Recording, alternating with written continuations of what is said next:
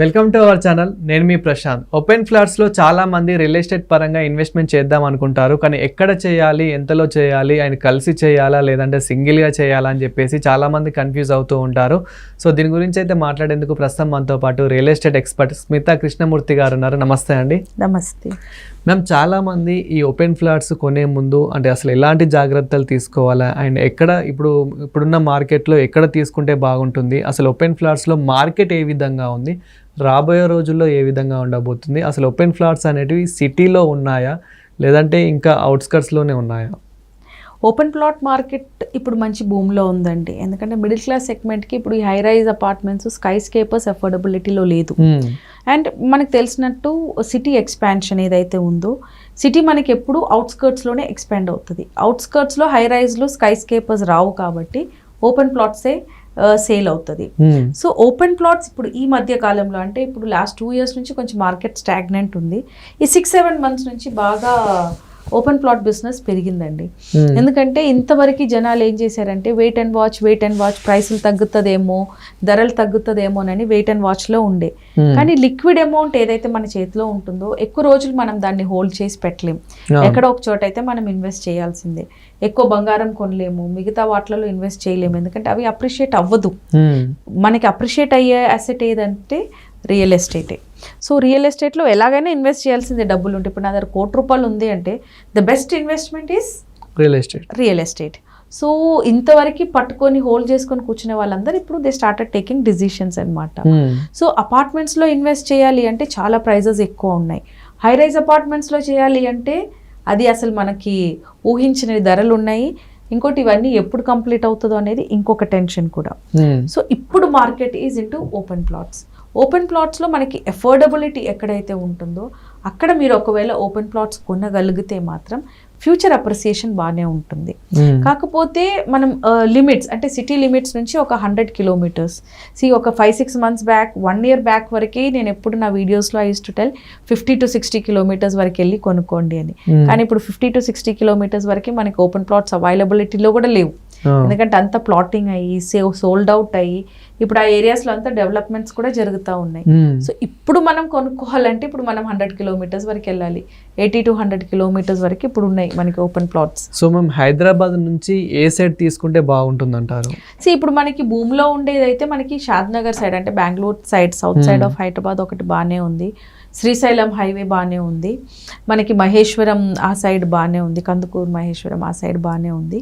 ఇప్పుడు భూమిలోకి వచ్చిన మనకి షామీర్పేట్ ఏరియాస్ అంటే ఎగ్జిట్ నెంబర్ 7 మంచి మంచి విల్లా ప్రాజెక్ట్స్ ఆ ఏరియాలో బాగానే వస్తూ ఉన్నాయి.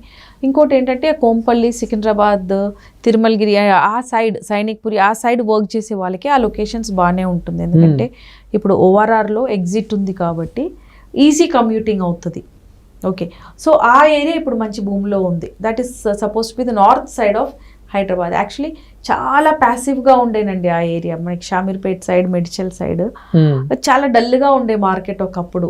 కానీ ఇప్పుడు ఏమైందంటే జియోనీ వ్యాలీ అంటే అక్కడ ఒక పెద్ద ఫార్మాసిటీ లాంటిది ఒక మంచి జియోనీ వ్యాలీ అనేది ఎప్పుడైతే ఎస్టాబ్లిష్ అయిందో అప్పటి నుంచి అక్కడ రెసిడెన్షియల్ ఏరియాస్ మొత్తం మనకి షామీర్పేట్ చుట్టుపక్కల ఉన్నాయి, అంటే north side of Hyderabad.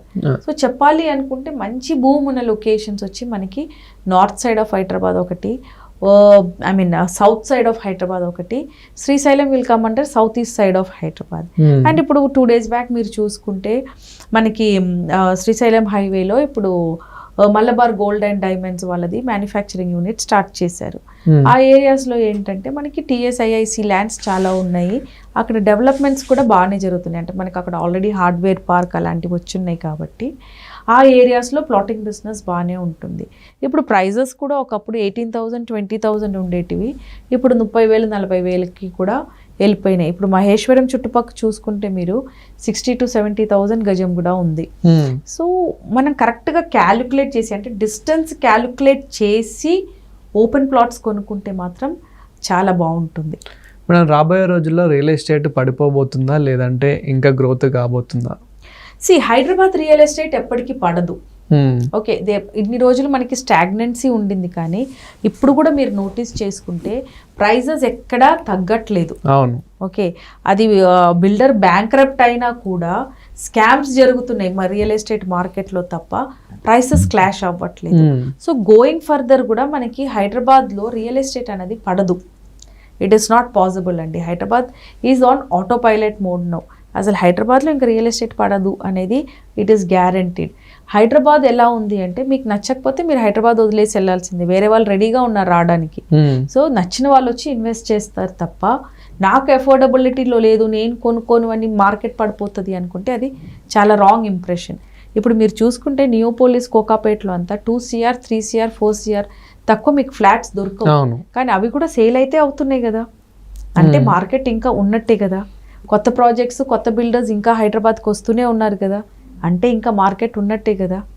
So we cannot say that Hyderabad market is dead అనేది. హైదరాబాద్ మార్కెట్ ఇంకా అసలు డెడ్ అవ్వదండి. బికాస్ హైదరాబాద్ ఈజ్ గ్లోబల్ మార్కెట్లో ఇప్పుడు రికగ్నిషన్ దొరికింది కాబట్టి Hyderabad is one of the safest place to live.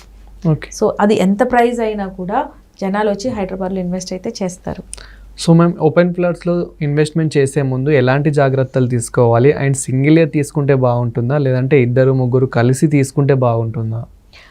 ఒక 30-40 ఇయర్స్ బ్యాక్ మీరు వెళ్ళి చూస్తే మీకు హై రైజ్ అపార్ట్మెంట్స్లు ఈ అపార్ట్మెంట్స్లు కమర్షియల్స్ ఏమీ కనపడేటివి కాదు. ఓకే, ఇండిపెండెంట్ హౌసెస్, ఒక ఇంటి తర్వాత ఇంకో కిలోమీటర్ తర్వాత ఇంకో ఇల్లు వచ్చేది.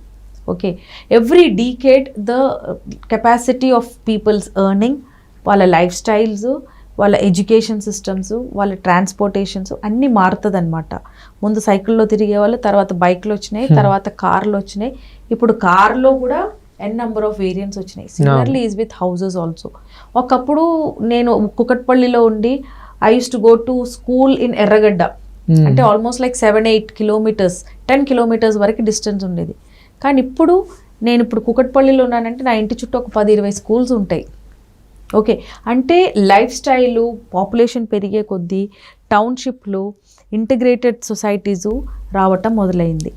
So going further open plot సింగిల్గా కొనుక్కోవాలా కలిసి కొనుక్కోవాలా అంటే కలిసి కొనుక్కుంటే బెనిఫిట్ ఎక్కువ ఉంటుంది. ఎందుకంటే ఆ ల్యాండ్ని మీరు వాడుకోవచ్చు. ఇప్పుడు మీరు ఒక 200 స్క్వేర్ యార్డ్స్ ల్యాండ్ ఎక్కడో కొన్నారు. ఓకే, మీ పక్కన వాళ్ళు ఎవరో తెలియదు, వెనకాల ఎవరో తెలియదు. అదే మీరు గ్రూప్స్గా అంటే మీ ఫ్రెండ్స్ ఫ్యామిలీస్ ఒక 10 మంది కలిసి తీసుకున్నారనుకోండి, ఆ 200 × 10 అవుతుంది, అంటే 2000 గజం అవుతుంది. రేపు ఫ్యూచర్లో మీరు దాంట్లో ఒక అపార్ట్మెంట్ కట్టాలన్నా, ఒక స్కూల్ కట్టాలన్నా, ఒక కమర్షియల్ స్పేస్ కట్టాలన్నా అది యూస్ఫుల్ ఉంటుంది. అదే మీరు 200 గజాలు కొన్నారనుకోండి, అది రేపు మీకు ఒక ఇల్లు కట్టుకోవటం తప్ప అది మీకు దేనికి యూస్ఫుల్ అవ్వదు. ఇప్పుడు రీసెంట్గా ఒక lady she came to me for development అనమాట, 260 స్క్వేర్ యార్డ్స్ అట్ నానక్రామ్ కూడా. ఓకే, సెట్ బ్యాక్స్ వదిలేసి కట్టడానికి ఎంత దొరుకుతుందండి? So it's always better bigger extent of land. డబ్బులు ఉంటే బిగ్గర్ ఎక్స్టెంట్ ల్యాండ్ కొనుక్కోండి. మీ దగ్గర డబ్బులు లేదంటే ఓ 10 మందిని చేర్చుకోండి. ఎందుకంటే గోయింగ్ ఫర్దర్ మనకి ఇంటగ్రేటెడ్ టౌన్షిప్స్ అనేది విజిబిలిటీలోకి వస్తుంది. ఇప్పుడు నానక్రామ్ కూడా ఫినాన్షియల్ డిస్ట్రిక్ట్ ఏదైతే మీరు చూస్తున్నారో ఆఫీసెస్ అక్కడే ఉన్నాయి, ఇల్లులు అక్కడే ఉన్నాయి, స్కూల్స్ ఉన్నాయి, కమర్షియల్ స్పేసెస్ ఉన్నాయి, ఓకే, స్పోర్ట్స్ ఆడిటోరియంస్ ఉన్నాయి. సో గోయింగ్ ఫర్దర్ కూడా ఇప్పుడు ఒక సొసైటీ ఏర్పడాలంటే అదే ఏరియాలో మీకు ఐటీ వస్తుంది. ఓకే, మీకు లివింగ్ అంటే ఉండడానికి రెసిడెన్షియల్ జోన్స్ వస్తాయి, స్కూల్స్ వస్తుంది. ఫర్ ఎగ్జాంపుల్ ఇప్పుడు మనకి బుద్వేల్లో ఉండే కొత్త లేఅవుట్ 360 acres-లో 100 acres is gone for Budvel IT park. ఇంకో 100 acres గవర్నమెంట్ ఆప్షన్ వేసింది ఫర్ రెసిడెన్షియల్ అండ్ కమర్షియల్స్కి. ఓకే, సో గోయింగ్ ఫర్దర్ మీకు ఆ బుద్వేల్ అనేది ఎప్పుడైతే రెడీ అవుతుందో that will become a integrated township. అంటే ఎక్కడైతే మీరు వర్క్ చేస్తున్నారో అక్కడే ఉంటారు, అక్కడే మీ పిల్లలు స్కూల్కి వెళ్తారు, అక్కడే మీకు హాస్పిటల్స్ అవైలబిలిటీ ఉంటుంది. ఎవ్రీథింగ్ A to Z అంటే ఎండ్ టు ఎండ్ యూజర్ మీకు మొత్తం అదే ఒక కమ్యూనిటీలో దొరుకుతుంది. సో ఫ్యూచర్ ఇంకా దీనికంటే కూడా హై అండ్ ఇంటగ్రేటెడ్ సొసైటీస్ వస్తుంది. అప్పుడులో మీ 200 గజాలు దేనికి పనికిరావు. Okay, so it's always better that ఒక గ్రూప్లో తీసుకోండి. ఇఫ్ పాసిబుల్ ఎకరాలలో కొనుక్కోండి, ఎందుకంటే రేపు ఫ్యూచర్ అంతా మీకు అదే ఉంది. ఇంకోటి లార్జర్ ఎక్స్టెంట్ ఆఫ్ ల్యాండ్ మీరు ఫార్మింగ్ చేసుకోండి, వేర్ హౌసెస్కి ఇవ్వండి, గోడౌన్స్కి ఇవ్వండి, మ్యానుఫ్యాక్చరింగ్ యూనిట్స్కి ఇవ్వండి. ఇప్పుడు మీరు హైవేస్ చూస్తే చుట్టుపక్కల బోత్ ద సైడ్స్ ప్రతి restaurant is in prefab. So అలాగ మీరు రెంట్కి ఇవ్వగలిగితే మీరు దాని మీద రెవెన్యూ కూడా జనరేట్ చేస్తారు. సో ఎప్పటికైనా కూడా never buy in smaller units. మీ దగ్గర డబ్బులు ఉంది అంటే పెద్దగా కొనండి, లేదు అంటే 10 మంది కలిపి కొనండి.